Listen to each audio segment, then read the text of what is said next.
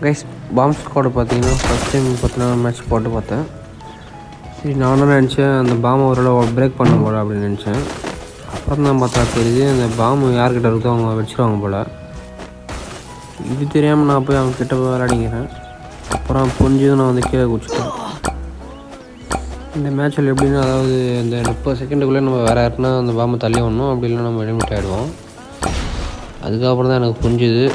அப்போ திடீர்னு பார்த்தா நம்மளுக்கு போட்டு விட்டானுங்க. நம்மன்னு பார்த்தோன்னா பிளேயர் கிட்டே இருந்தான்.